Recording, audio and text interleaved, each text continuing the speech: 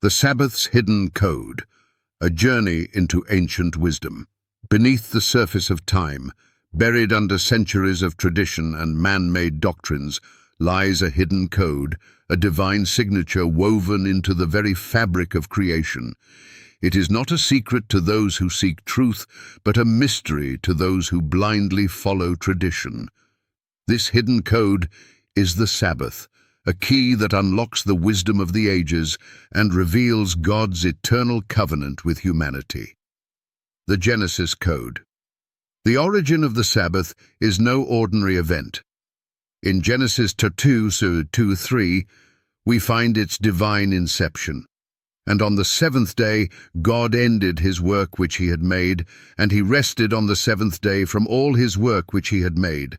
And God blessed the seventh day and sanctified it. Did you catch that? God blessed it and sanctified it. Not man, not Moses, not Israel, but God himself. This was before sin, before nations, before division. It was a seal of perfection placed upon the cycle of creation. 6 days for labor, but the seventh, set apart, sacred, and holy. Yet pastors preach it away. Imams ignore its significance. Priests replace it with Sunday, and skeptics call it obsolete. But who are they to change what God has written with his own hand? The code of eternal rest. The Sabbath is more than just a day.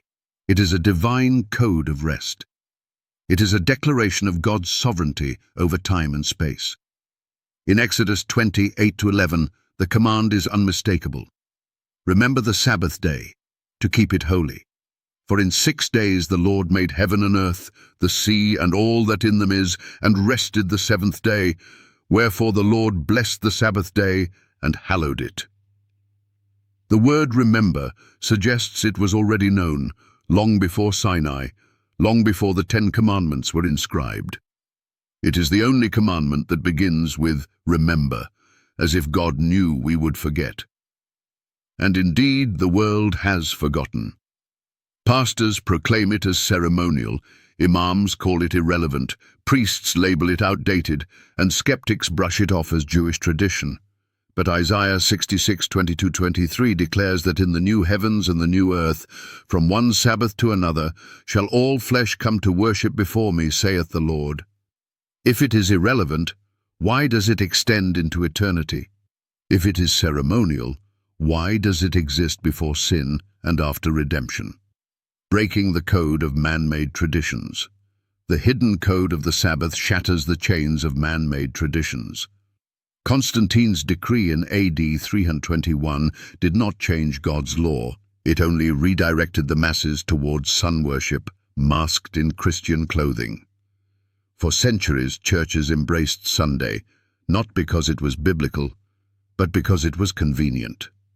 The Council of Laodicea in AD 364 solidified this change, declaring that Christians must not Judaize by resting on the Sabbath. But whose decree holds more weight, man's or God's? Jesus himself declared, "The Son of Man is Lord also of the Sabbath." Mark chapter 2:28. He did not come to abolish it, but to magnify its meaning.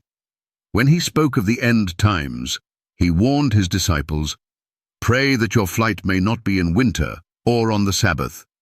Matthew 24:20. If the Sabbath was to be done away with, why would it matter during the Great Tribulation, the final test of loyalty? Revelation 14:12 speaks of the patience of the saints. Here are they that keep the commandments of God and the faith of Jesus. Among those commandments is the fourth, unbroken, eternal, and binding. To break this command is to reject the divine code written by God himself. So, to the skeptics who dismiss it, to the pastors who preach it away, to the imams who call it obsolete, and to the priests who replace it with tradition, I ask you this: who gave you the authority to change what God has declared eternal? The hidden code of the Sabbath has been uncovered, and its light is unyielding. Will you embrace it, or continue to follow the traditions of men?